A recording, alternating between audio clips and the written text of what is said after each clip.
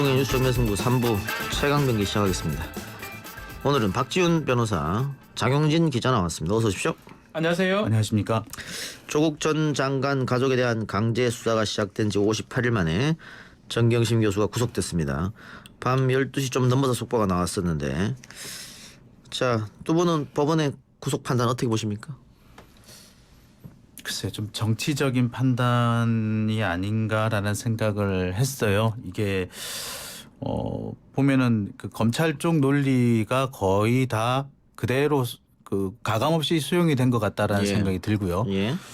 특히 보면은 이 기존의 검찰이 내세웠던 논리보다는 그 검찰이 이제 조국 장관에 대한 수사를 더 지금 진행하고 있고, 그 부분에 대해서는 수사를 계속하려면은 정경심 교수와 조국 장관을 분리해야 된다, 뭐 이런 논리를 쓴 것으로 보이는데 그게 좀 먹힌 것 같습니다. 예. 어쨌든 21일 동안 수사를 할 수 있으니까 뭐 그렇죠. 조국 장관까지 수사를 하지 않느냐, 뭐 이런 이야기 많이 나오고 있습니다. 한편으로는 그런 생각이 들더라고요. 만약에 그냥 조국 장관의 뭐 부인이 아닌 일반인이었다. 일반인이 이렇게 혐의로 영장이 청구됐다. 뭐 가정주부 내지 여자 교수, 전과가 없는, 그러면 좀 영장 발부가 좀 쉽지 않았지 않을까. 건강 부분도 문제가 있고 그랬는데, 막 정치적 부분 지금 우리 장윤식 기자 얘기를 했는데, 뭐 법원도 고민을 많이 했겠지만 어쨌든 좀 그런 부분이 있다 생각이 듭니다. 영장 발부 사유가 범죄 혐의가 상당 부분 소명이 됐고 증거인멸의 우려가 있다고 했는데, 일단 증거인멸의 우려. 네.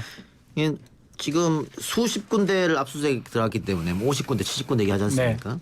그렇기 때문에 이게 증거인멸이 될 수 있느냐, 다 가져갔는데. 네. 이런 이야기 나옵니다만은 결국은 결정적으로 노트북을 제출하는 그렇죠. 게 계속 걸렸던 게 증거가 인멸됐던 거라고 본 겁니다. 노트북 가방은 있었는데 노트북이 그 안에 없었다.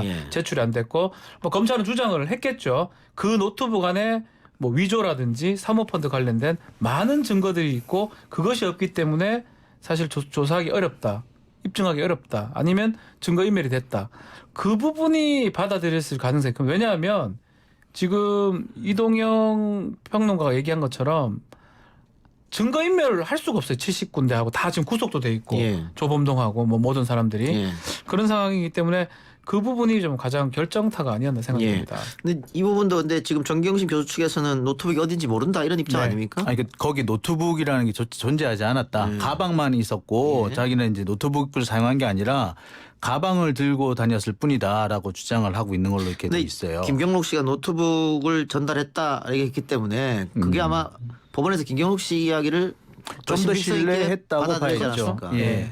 그리고 여기 한 가지 더 지금 덧붙이자면은 검찰이 어저께 그 설명을 한 내용 중에 추가 혐의에 대한 수사를 하고 있고 공범에 대한 수사를 하고 있다. 이것이 계속 추가로 진행될 것이다. 뭐 이거는 뭐 검찰이 공식적으로 밝히진 않았습니다만 사실상 그건 조국 장관을 의미하는 것으로 보이거든요.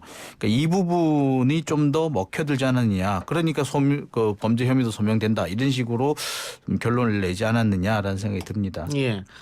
어쨌든 법원에서는 범죄 혐의가 상당 부분 소명이 됐다라고 합니다만 정경심 교수 측에서는 검찰이 오해했고 잘못 판단했다. 하나도 인정하지 않았거든요. 네. 그러면은 재판에 들어가서 또 양측에 치열하게 법리 다툼을 하지 않을까. 그렇죠. 그 이전에 저는 적부심사가 가능한 상황이 아닌가 이렇게 보입니다. 뭐 김관진 전 안보실장 같은 경우도 적부심사를 통해서 풀려난 바가 있습니다. 적부심사는 이제 구속의 당부를 다시 판단을 해달라, 새로운 재판부에서. 지금 우리가 지금 제일 가장 문제점으로 둬야 될 부분이 구금을 받을 수 있는 능력이 있느냐, 구치소에 있을 수 있느냐, 이 부분이거든요. 근데 이제 아마 검찰에서는 뭐 CT나 MRI를 내는 건 아니고요, 의사의 진단서 내 소견서를 냈을 겁니다. 뭐 꾀병이다, 아니면 그냥 치료가 되는 거고 구치소에서도 문제가 없다고 냈을 거고요. 변호인 측에서는 아니다, 중병이다, 이렇게 냈을 가능성이 높습니다. 판사는 검찰 측 손을 들어준 걸로 생각이 들고요. 근데 이제 새로운 어떤 의사 소견서라든지 새로운 진단서 내지 MRI 자료 같은 것들을 새로 제출할 가능성이 있습니다. 그걸 내면서 예. 적부심 청구가 예. 가능하다고 생각이 듭니다. 근데 구속 적부심이 받아들여지면 법원의 판단을 법원이 부정하는 거잖아요. 쉽지 않을 것 같은데. 몇 번 그랬거든요. 예. 최근에도 김관진도 뭐 그렇고. 최근에 이제 이런 경향이 좀씩 생기고 있기 때문에 이 부분에 대해서는 그래서 반드시 지금으로서는 뭐 이렇게 부정적으로 그 전망할 거는 아니라고 생각이 사정 듭니다. 변경이라는 게 있어요. 그렇죠. 사실 보석도 지금 가능성은 뭐 나중이지만 이게 왜 이게 있냐면 다른 거는 뭐 지금 소명 그리고 증거인멸 우려 이거는 번복하기 어려울 겁니다. 다른 재판부에서 건강 부분은 번복이 가능해요. 감정서를 어떻게 이해하냐에 따라서 판사가 달리 볼 수도 있고요. 또 정말 구치소에서 구금이 돼 있다가 건강이 급격히 나빠질 수 있습니다. 그것을 다시 진단서로 제출할 가능성이 있기 때문에 앞으로 적부심하고 보석은 저 남아있다고 생각이 듭니다. 예. 자, 이제 20일 동안 검찰이 구속 상태에서 수사를 하게 돼 있는데 앞서서 7번이나 소환 조사했거든요. 그렇죠. 앞으로 검찰이 더 들여다볼 건 어떤 부분이라고 보세요? 지금 이번에 구속영장 청구한 내용 중에는 정경심 교수가 이 사모펀드의 실소유자라는 부분에 대해서는 상당히 좀 많이 빠져 있어요. 예. 오히려 그래서 그 검찰이 실소유자 부분에 대한 주장을 포기한 게 아니냐 이런 얘기까지도 나올 정도였거든요. 그렇죠. 그러니까 아마 이 부분에 대해서 그 사모펀드를 실제로 소유한 것이 맞는지 아닌지를 가지고 좀 더 수사를 할 것으로 보이고요. 특히 이 부분에 있어서는 아마 조국 장관과의 연결 가능성 부분에 대해서 집중적으로 수사를 할 것으로 보입니다. 예. 자, 어쨌든 뭐 1심 결과가 나오기 전까지는 뭐 무죄 추정의 원칙이 있는 거니까 네. 구속됐다고 해서 유죄로 인정된 건 아니잖아요. 그러니까 1심 결과가 그래 중요한데 또 지금 총선이 몇 개월 안 남았잖아요. 그렇기 때문에 이게 이 사건이 총선과 연결도 될 수 있겠다. 그러면 언제 과연은 1심 결과가 나오느냐. 그러니까 20일 정도가 지금 구속 시간을 잡아놓은 예. 겁니다. 예. 거기다가 1심이 전개가 되면 길게는 다툼의 여지가 있다면 반년 정도 소요가 될 수도 있습니다. 반년. 그러면 내년 총선하고도 딱 맞아 떨어지죠 거의. 관련이 있다고 맞물린다. 봐야 되겠죠. 예. 네.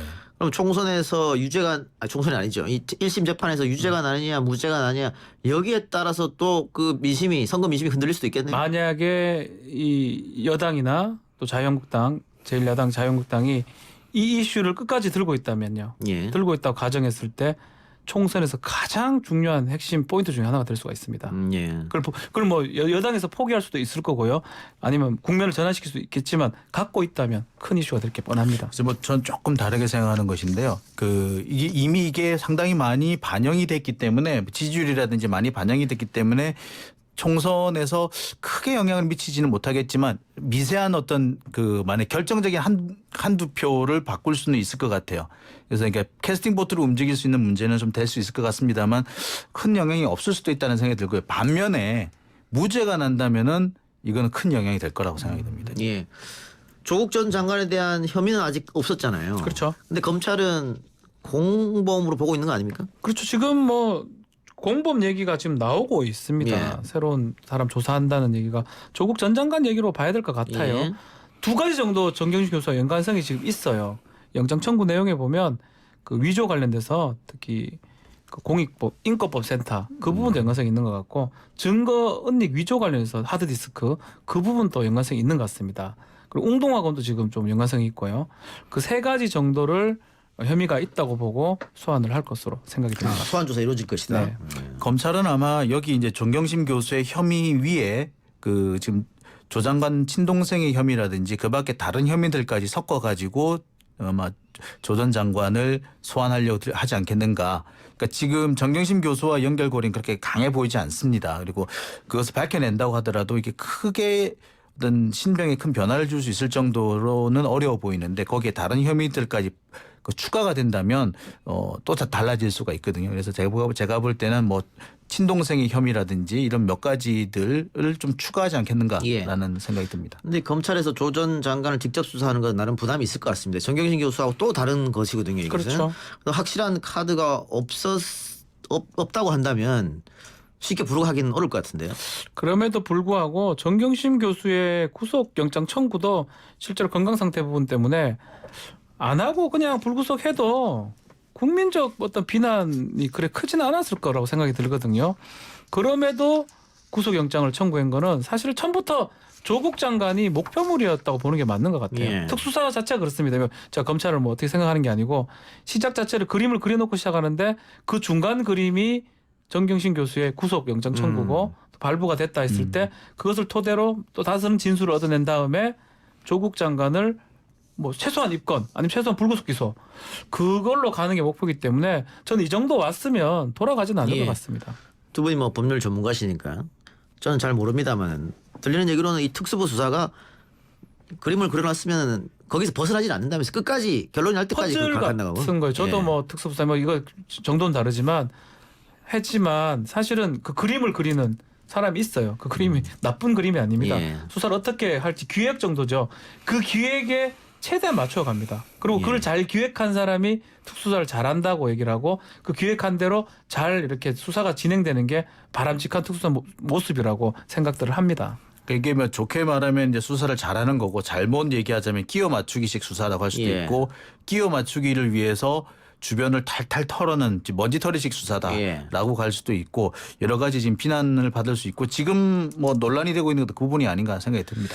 알겠습니다. 다른 이야기 해보죠. 조금 전 일부에서도 임태훈 소장과 이야기 나눠봤습니다만 박근혜 전 대통령 탄핵 이틀 전에 군이 사실상의 친위 쿠데타입니다.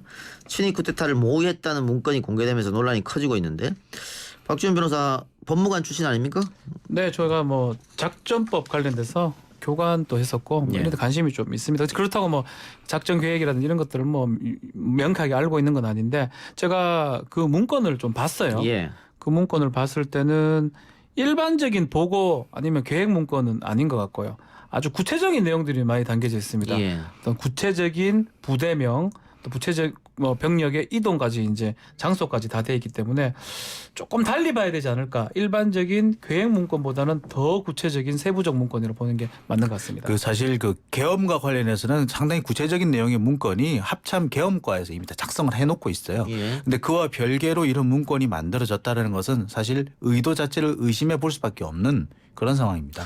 그러니까 중요한 거는 누구의 지시로 이게 만들어졌고 그렇죠. 최종 보고는 어디까지 됐느냐 이게 굉장히 중요한 것 같아요. 만든 사람은 알죠. 조현천 국군 기무사령관 전 만드는데 그 사람이 지금 없는 상황이고 잡히지 않는 상황이기 때문에 참고인 중지가 된 상황입니다.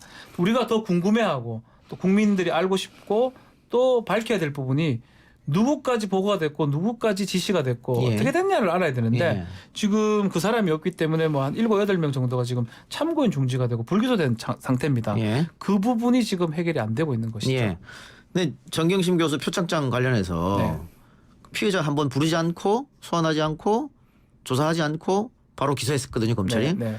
근데 이 부분은 피의자가 없기 때문에 조사를 더 할 수 없다 해서 기소 중지를 내려버렸단 말이죠. 네. 참고인도 더 조사할 수 없다 해서 참고인 중지 내려버렸고. 네. 그럼 같은 비슷한 사안인데 결론은 다른 거 아니냐 이런 지적이 있을 것 같아요. 그러니까 이 부분에 대해서 좀 짚고 넘어가야 될 부분이 이제 조현천 전 기무사령관이 없었기 때문에 밝혀내지 못하는 부분이 있을 수가 있어요. 하지만 그렇다고 하더라도 연루가 된 것이 확실한 사람들은 적어도 소환 조사는 했었어야지 정상인데 그 부분에 대해서 소환 조사를 지금까지 미루고 있는 걸로 보이거든요. 이게 아예 안 한다기보다 지금 현재 상태로는 미뤄진 상태라고 보는 게 가장 맞는데 미루고 있다는 것이 과연 정당하냐. 특히 이제 조국 전 장관에 대한 수사 과정에서 볼 때 이렇게 탈탈 터는데 이 부분에 이런 그보다 훨씬 몇백 배나 중요한 이 사안에 대해서는 현재까지 이렇게 미루고 있다는 것이 과연 정당하냐라는 의문 생길 수밖에 없죠. 예. 아니 지금 미루고 있다 했잖아요. 네. 언제까지 미루느냐. 조현천이 돌아올 때까지 미룬다. 그렇죠. 그 얘기 아닙니까? 네. 근데 조현천 전 기무사령관은 내가 죽기 전까지는 한국에 안 들어간다 했단 말이에요. 돌아올 이유가 없다 그랬죠. 그리고 찾고자 그때까지 하는 수사 못 하는 거예요? 제가 볼 때 찾고자 하는 의지도 별로 없어 보여요.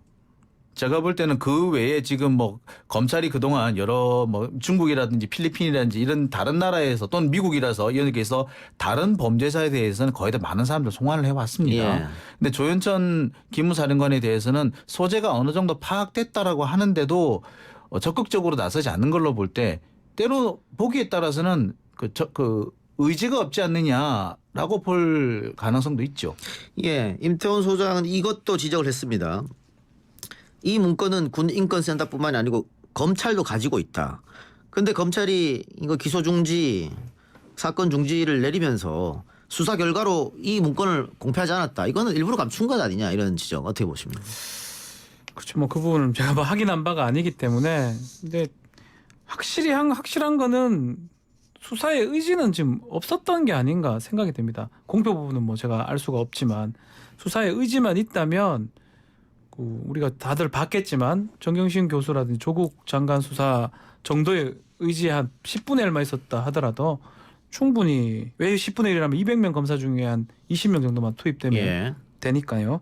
그러니까 이게 검찰이 쓴 불기소 결정서를 보더라도 이 사안을 굉장히 엄중하고 중대하게 보고 있는 것 같습니다. 내란 음모 및 내란 예비 성립에 대한 판단 항목에 국헌 문란의 목적이 인정될 소지가 있고 폭동에 해당할 수도 있다. 이렇게 썼단 말이죠. 그래요. 이렇게 써놓고 예. 그러니까 이게 정말 이해가 안 됩니다. 그러니까 물론 저기 피의자 중 한 사람이 지금 행방을 찾을 수 없기 때문에 도피 중이기 때문에 이랬다라고 설명을 하겠습니다만 이게 그냥 간단한 문제가 아니잖아요. 내란을 모의한 부분인데 그런 사건을 이렇게 어정쩡하게 끝내고 있었다는 부분은 사실 어떤 걸로 변명을 한다고 해도 그렇게 설득력이 있을 것 같지는 않습니다. 예.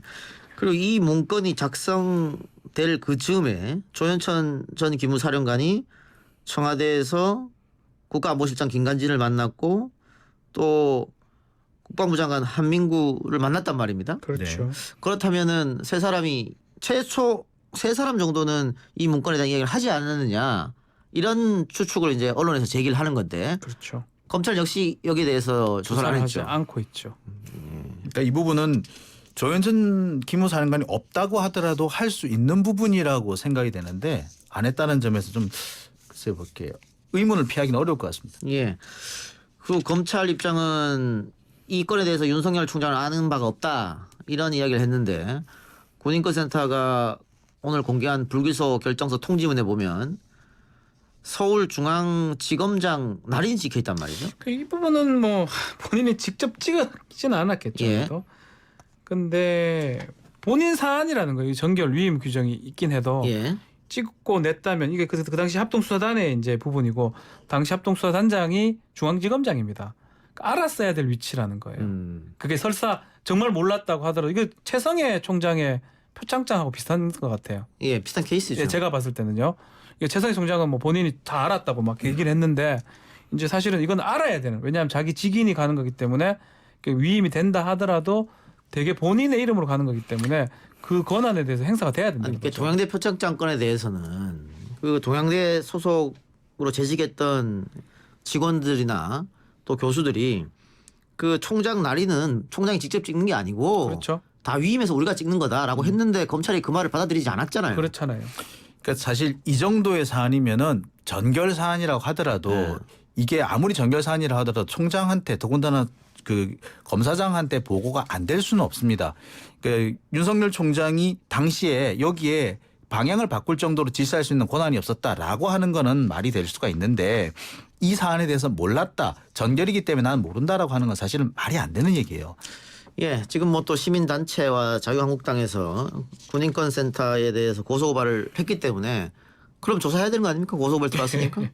어떤 식으로 고소고발이 되는지 모르겠는데 뭐 이래 됐다면 우리 군인권센터에서 더 적극적으로 네. 해명을 하면 될 것 같아요. 예. 있는 자료 다 공개를 하고 또 검찰은 그 공개된 자료를 갖고 정말 명예훼손이 된 건지 명예훼손이 아닌지 비방의 목적이 있는지 그 부분을 조사를 해야 되고 예. 또 한편으로 예상이 됩니다. 결국은 검찰개혁 얘기가 또 하지 않을 수 없어요.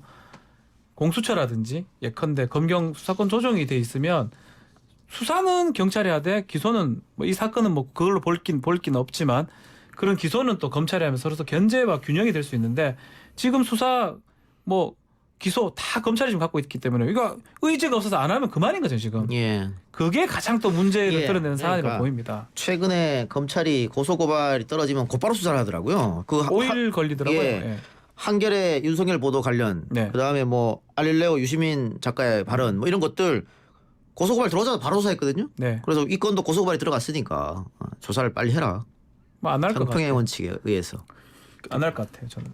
그걸 하면 우리가 지금 검찰 개혁 얘기를 할 이유가 없죠. 알겠습니다. 다른 얘기 좀 해보죠. 사건 사고 소식으로 갑니다. 세계 최대 유료 아동 포르노 사이트를 개설해서 운영한 20대 한국인 남성이 검거돼서 복역 중이라는 사실이 알려졌습니다. 사이트를 이용했던 미국인 회원은 징역 97개월과 보호관찰 20년, 또 다른 회원은 징역 5년에 보호관찰 5년, 사이트에서 음란물을 배포하고 실제로 아동 성착취를 한 영국인은 징역 22년을 선고받았는데요. 문제는 사이트를 운영한 한국인 남성은 고작 징역 1년 6개월을 선고받았다는 것. 다른 나라에 비해서 처벌이 너무 약한 것 아니냐 이런 그것도 지적이 있습니다. 1심에서는 집행유예를 받았는데요. 문제가 되니까 2심에 와서 이제 실형으로 바뀐 거거든요. 근데 이거는 뭐 우리 법원이 잘못했다, 뭐 법원을 비난하기보다는 법조형 자체가 상당히 낮아요. 10년 이하의 징역이거든요. 뭐 그러다 보니까 외국하고 달리 외국 같은 경우, 특히 미국 같은 경우는 주마다 조금 더 차이는 있지만 아동 관련된 어떤 음란물 이거에 대해서는 뭐 정말 살인에 준해서 처벌을 하거든요. 그러다 보니까 직접 개설한 사람이 아닌 회원조차 한 번 봤던 사람도 실형이 5년 정도 떨어진다는 거거든요. 그러니까 법적인 좀 문화적 차이는 있다. 이런 부분도 입법 사항이라고 저는 생각이 듭니다. 이 아동 포르노라는 것이 이게 상당히 이렇게 그 좀 문제가 있을 뿐만 아니라 대부분의 경우에 아동 포르노에 그 탐닉하던 사람들이 여기에 빠져 있는 사람들이 대체로 그 다음 단계로 중대 범죄를 저지르는 경우가 대단히 많거든요. 뭐 유괴라든지 뭐 이런 여러 가지 실제로 범행을 실행을 한다든지 이런 경우가 있기 성범죄 때문에 전 단계일 수도 있고요. 예, 그다음에 심한 경우에는 이게 그 연쇄 살인으로 이어지는 경우도 있다고 하거든요. 그러니까 이런 부분에 대해서 좀 경각심이 있었어야 되는데 그런 부분에 대해서 이게 그냥 음란물의 일종이다라고 생각하는 게 가장 큰 문제가 아닌가 하는 생각이 들어요. 자, 근데 지금 미국 법무부에서 운영자였던 한국인 남성에 대해 강제 송환을 요청했는데 미국으로 가서 재판 받고 하면 처벌이 더 세지겠죠, 당연히. 보내줄 수 있습니다. 예. 아니, 그래서 제가 여쭤보는 건데 우리나라에서 1년 6개월이라는 형을 받고 복역 중인데 네. 이게 미국으로 갈 수 있느냐? 이중 처벌 금지 원칙은 한 나라 안에서만 적용이 됩니다. 그래서 재판권이 다른 미국으로 예. 미국 가면 이거는 2, 30년 나올 수도 있을 것 같은데요. 본인이 안 가겠다 할 수도 있잖아요. 1년 6개월 다 끝난 후에요. 예. 징역한 후에 만약에 공조 조치라든지 그게 가능하다면 이거는 미국에 상당히 안 좋게 보거든요. 저는 이중 처벌된다 하더라도 법적으로는 문제가 없다 생각이 본인이 난 못 가겠다라고 재판을 걸면 어떻게 됩니까? 그게 이제 우리가 소위 말하는 우리 옛날에 그 프랑스나 이런 데서 인도 재판 뭐 그거를 걸게 되면 또 여기서 그만큼 다툼을 하겠죠. 그래서 제가 볼 때는 이게 이제 그 송환 결정, 그 미국으로 보내는 결정을 좀 일찍 내리게 되면은 아마 그 교도소에 있는 동안에 마칠 수 있지 않을까 하는 생각이 들거든요. 아마 그렇게 진행할 가능성이 제일 높아 보입니다. 또 있어요. 예. 알겠습니다. 하나만 더 해보죠. CJ 장남 이선호 씨 1심 선고가 있었는데 본인이 원해서 구속되고 너무 재판이나 수사가 빨리 진행된 게 저는 그게 더 제가 마약 사건을 꽤 하는 편인데 한번 저렇게 양을 찾으면 다 찾아냅니다. 우리 경찰 같은 경우 마약 수사대 같은 경우는 바로 검찰에 가서 하는지 제가 잘 알 수는 없지만 되게 수사부터 재판까지 초스피드로 진행됐다. 제가 봤을 때는 상당히 빨리 진행됐다는 것도 뭐 여죄를 좀 밝혀봐야 되는데 여죄를 밝힐 생각은 전혀 없었던 것 같아요. 좋네요. 예. 알겠습니다. 오늘 두 말씀 여기까지 듣고요. 다음 주에 뵙겠습니다. 고맙습니다. 네, 감사합니다. 고맙습니다. 뉴스 신동 이 작가와 함께하는 비포장 뉴스 해학 뉴스 정면 승부.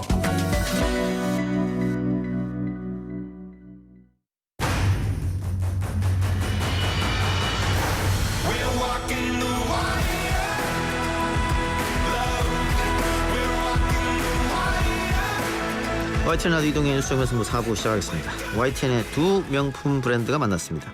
YTN 라디오와 YTN 플러스의 전격 콜라보 프로젝트 일명 해보니즘 백문이 불여 일행 코너입니다. 오늘 함께할 분은 YTN 플러스의 최가연 기자입니다. 어서 오십시오. 안녕하세요. 예, 목소리 크게 해주세요. 네.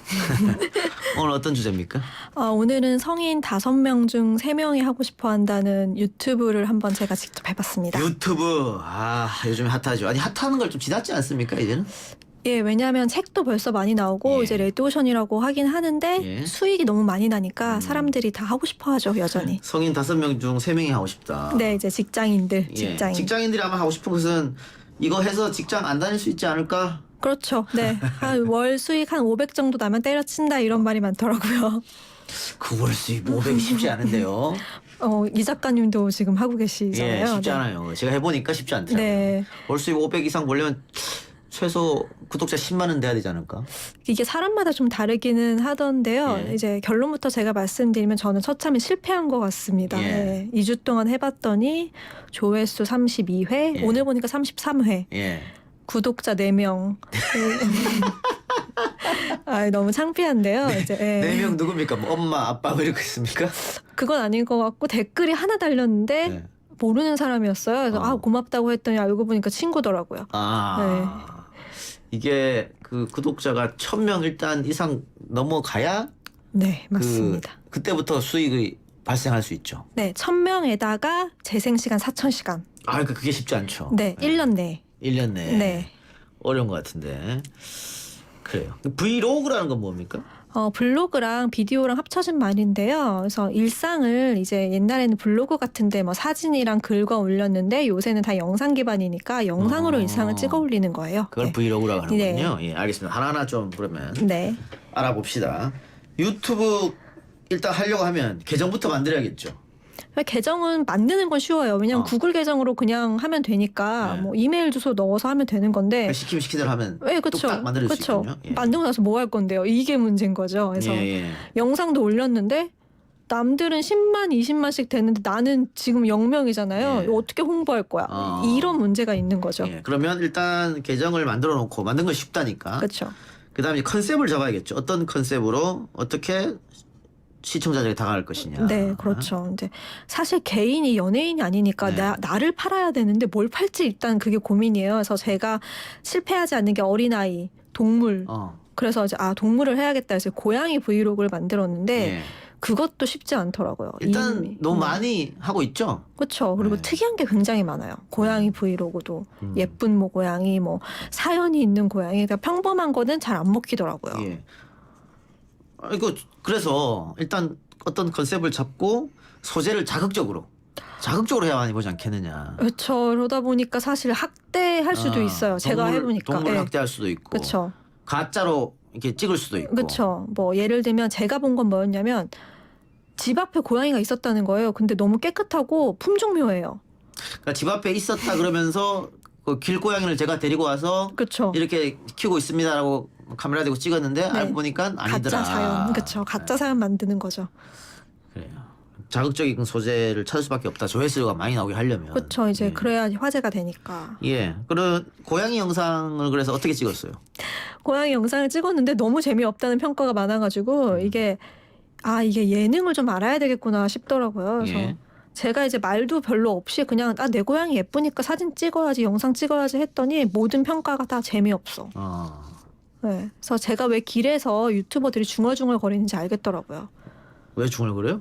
끊임없이 말을 해야 된대요. 라디오처럼 끊임없이 말을 해야 사람들이 좋아한다고 하더라고요. 그러니까 이 방송 전문용어로 맞든다 그러는데 네, 맞아요. 막아뜨면 안 된다 이거죠. 그렇죠. 네, 끊임없이. 계속해서 시청자를 잡아두기 위해서는 끊임없이 뭐라도 해라 이거는. 그렇죠. 제 고양이 어떠세요? 예쁘죠? 밥 먹죠? 온갖 걸 계속 말해야 되더라고요. 네.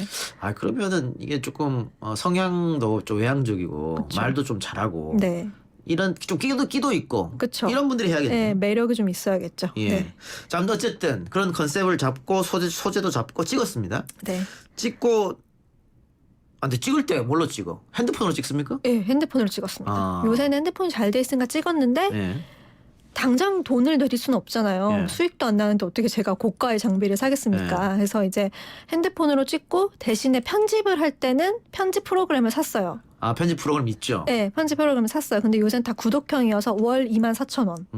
1년이면 뭐 70만 원 이런 식으로 해서 구매를 했는데 그 편집 프로그램 갖고 있으면 누구나 쉽게 편집할 수 있나요? 자르고 뭐 자막 넣고. 말은 쉬운데 그게 약간 접근이 생각보다 어렵습니다. 네, 포토샵 같은 것보다 어렵습니다. 그럼 이제 약간의 진입 장벽이 있는 프로그램이다 보니까 6분짜리 영상을 편집하는데 4시간.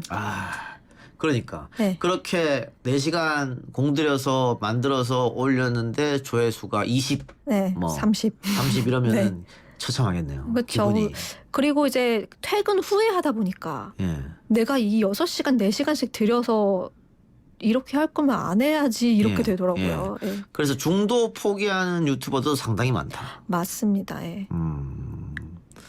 그러니까 본인이 굉장히 여러 가지 생각이 있어서 찍어놨는데 네. 아무리 노력해봐도 구독자 1000명이 안 되고 그렇죠. 조회수도 얼마 안 되고 네. 하다 보면 이제 이건 내 길이 아니구나. 그쵸. 그래서 처음부터 고가 장비 사시는 분들이 계시대요. 그래서 그분들이 중도에 포기하다 보니까 네. 요즘 그 중고 거래 시장에 네. 카메라 같은 게 굉장히 많이 올라와 있다고. 네. 그것까지는 제가 확인을 못 해봤는데 좀 안타깝네요. 그런 예, 사연을 예. 또 들으면. 근데 이런 경우도 있을 것 같아요. 지금 그냥 일반 시청자분들 혹은 네. 유튜브를 보지 않는 분들은 네. 아니 저게 뭔데 저렇게 남 먹는 거를 보고 있고 네. 그 남 고양이 키우는 걸 보고 있고 그렇죠. 예. 어떤 직접 해보니까 어떤 매력이 있습니까? 유튜브에 대한? 제가 그래서 좀 찾아봤더니 연예인 브이로그들이 되게 많아요. 예. 근데 연예인 브이로그가 화려한 모습이 아니라 내 일상에 화장 안 한 얼굴 이제 이런 걸 보여주면서 이 사람의 다른 면을 보는 거예요. 그래서 뭐 인스타그램이나 페이스북이나 사실 일종의 남이 어떻게 살고 있나가 좀 궁금해서 보는 경우가 많은데 이것도 비슷한 건데 영상으로 만들어서 더 자세히 볼 수 있다. 뭐 이 사람의 옷차림, 행동, 말투를 다 볼 수 있다. 이제 이런 것 때문에 보시는 것 같아요. 근데 연예인들이 이렇게 유튜브에 많이 진출하면 이거는 그 소상공인들 있는데 재벌이 진출한 거랑 같은 거 아닙니까? 그렇죠. 골목 상권 파괴죠. 근데 연예인들도 꼭 성공하는 건 아니라면서요. 그런데 기본적으로 팬들이 있겠으니까. 예, 이제 수익화는 될 수 있는 것 같아요. 기본 1000명을 바로 모을 수 있는 사람들이 어느 정도 있으니까. 예. 예. 저도 사실 시작하자마자 바로 1000명 모았거든요. 아, 연예인이시죠. 예. 지금 10만 1000명 됐네요. 오늘 보니까. 아, 네, 감사합니다. 네. 자, 수익 구조가 또 궁금하신 분이 많을 것 같습니다. 그렇죠. 이게 제일 궁금하죠. 사실 직장인도 그렇고. 앞에 말씀드렸듯이 뭐 구독자 1000명, 뭐 1년 내 재생 시간 4000시간이 되면 이제 광고를 붙일 수 있습니다. 그러니까 예. 쉽게 말하면 신문이라고 생각하시면 돼요. 어떤 면에 있는지에 따라서 광고 단가가 달라지잖아요. 뭐 일면에 있으면 광고 단가가 커지고 이러듯이 예. 뭐 구독자가 많으면 광고 단가가 올라가고 어허. 구독자 뭐 재생 시간이 많아도 올라가고 근데 뭐 예전에는 조회수 1당 1원이다 뭐 이런 얘기가 있었는데 있었죠. 예, 그거는 아니고 이제 어느 정도 내 컨텐츠가 흥하냐에 따라서 이제 광고가 붙는 거죠. 그 어느 나라에서 보느냐 이것도 광고 네. 단가가 달라진다고요? 네, 맞습니다. 그래서 이게 매달 달라지더라고요. 그래서 확인을 해보니까 한국은 꽤 상위권에 있을 때도 있고 예. 뭐 미국이 가장 단가가 높은 그것도 있었고 미국에서 동영상을 유튜브 동영상을 보면은 광고가 많이 떨어진다. 돈이 단가가. 그쵸, 네. 그렇군요. 그리고 요즘 궁금한 건 노란 딱지는 뭡니까? 아, 이게 또 엄청 화제죠. 오늘도 나경원 원내대표가 이제 노란 딱지 얘기도 막 하고 이러던데요. 이게 붙으면 광고가 안 붙습니다. 그래서 수익이 확 떨어집니다. 예. 이제 뭐 사실 다들 광고를 붙이고 싶어 하잖아요. 그렇죠. 그렇죠. 돈도 벌고 싶고. 그런데 이게 붙으면 광고가 안 붙는데 이게 도대체 기준이 뭐냐. 예. 이 얘기가 많잖아요. 근데 지금 구글에서 정확한 기준을 알려주지 않고 있어요. 몇 가지가 있어요. 11개 정도 이렇게 좀 나눠가지고 있는데 제가 찾아보니까 과도한 노출, 뭐 살인, 뭐 이렇게 좀 안 좋은 것들, 예. 뭐 성적인 표현, 폭력적이고 증오로 가득 찬 콘텐츠, 예. 그리고 이게 조금 진짜 애매한 게 논란의 소지가 있는 문제와 민감한 사건. 예. 그게 귀에 검은 예. 귀걸이 코어리가 되겠군요. 그렇죠. 이제 이것 때문에 약간 뭐 정치 논객이나 뭐 보수 유튜버들이 뭐 내 거에 노란 딱지 붙었다 이렇게 말씀을 하시는 거죠. 예. 국감장에서도 박성종 자유한국당 의원이 구글 코리아 사장에게 보수 우파들 유튜브에만 노란 딱지를 붙이는 게 아니냐 이렇게 질문했었는데 네, 구글 코리아 사장은 절대 아니라고. 그렇죠. 지금 제 컨텐츠에도 노란 딱지가 4개 붙었거든요. 아유, 그걸 네. 봤을 때는 박성종 의원의 주장은 사실 아닌 것 같습니다. 네, 그렇죠. 근데 저도 아까 얘기했던 뭐 과도한 노출, 폭력, 증오 이런 컨텐츠가 전혀 없거든요. 뭐 때문에 노란 딱지가 붙었을까? 제가 메일로 문의해서 답변 안 해주더라고요. 예. 너무 이제 이상한 거는 가끔 문의하면 풀어주기도 한대요. 근데 예. 제가 봤을 때는 이게 논란의 소지가 있는 정치적인 문제 이제 여기에 걸렸던 게 사실 뭐 유튜브가 정치적인 거 아니냐라고 말하는데 그건 전혀 아닌 것 같고 경제적인 문제죠. 왜냐하면 광고주가 여기에 광고를 붙이기 싫어하는 거예요. 너무 정치적 논란이 되고. 논란이 예. 있는 데는 네. 그러니까 예를 들면은 뭐 밝고 귀여운 콘텐츠에 광고가 붙은 게 더 호감이 가지. 사실 뭐 정치적이고 막 첨예한 이슈가 있고 이런 콘텐츠보다는 아무래도 가볍고 소비가 더 좋은 콘텐츠에 이제 광고를 붙이고 싶어 하는 거죠. 네. 예. 그래요. 하여튼 노란 딱지 문제도 요즘에 있었고요. 네. 자, 이미 우리나라도 100만 명 이상 되는 유튜버들을 어렵지 않게 찾아볼 수 있어요. 네, 그렇죠. 꿈의 숫자. 네, 이 작가님은 언제 되실 것 저도 같으세요? 한 2년 정도 더 있으면 이게 유튜브가 발표를 따로 하고 있지는 않아요. 뭐 예. 100만 명이 넘는 유튜버가 몇 명이다. 근데 사설기관에서는 한 200명 정도는 되는 것 200 같다라고 명. 발표를 했고 예. 이제 참고로 국내 20인의 고소득 유튜버 절반이 키즈 컨텐츠. 네, 아동을 데리고 하는 컨텐츠가 아까 최 기자가 얘기한 건 아동 동물은 실패하지 않는다. 그쵸. 어. 한 가지 사실 더 있는데 제가 네. 말씀 안 드렸습니다. 여성. 어. 네. 여성이 만드는 컨텐츠입니까? 여성이 나오는 여성이 컨- 나오는 콘텐츠가 나오는 아무래도 콘텐츠. 돈이 좀 되겠죠. 네. 그 어린이를 대상으로 하는 유튜브가 성공한 이유는 뭘까요? 일단 거기 광고가 되게 잘 붙어요. 음. 광고가 잘 붙었는데 그리고 애들이 볼 때는 광고를 스킵하지 않습니다. 아기들은 네, 예. 아기들은 광고를 건너뛰고 보지 않기 때문에 광고 보는 시간이 길고 그러다 보니까 돈이 더 잘 되는 거죠. 예. 그리고 언어가 통하지 않아도 볼 수 있다는 장점이 있네요. 또 그렇죠. 아이들 눈으로 봤을 때는 그렇죠. 예. 이제 애들이 광고 스킵을 안 하다 보니까 광고 수익이 높은 데다가 PPL도 잘 붙죠. 예. 왜냐면 내가 이 장난감을 갖고 노는 모습 보여주면 부모님이 사줄 수 있으니까. PPL 광고. 네. 그렇네요. 알겠습니다. 자 마지막으로요. 최가연 기자 유튜브 도전했지만 처참하게 실패로 끝났고요. 네. 계속 할 생각입니까? 네, 오늘도 하나 올리려고 준비했습니다. 아니 계속 할 생각은 있네요, 그래도. 아이 결제를 했는데 프로그램을 써야죠. 아유, 네. 그래요. 자 어쨌든 도전해본 사람으로서 네. 우리 청취자 여러분들한테 하고 싶은 말이 있으면 하세요. 제가 한마디로 정리하면 레드 오션 위에 뜬 황금알을 낳는 거위라고 말씀을 드리고 싶습니다. 어쨌든 간에 네. 예.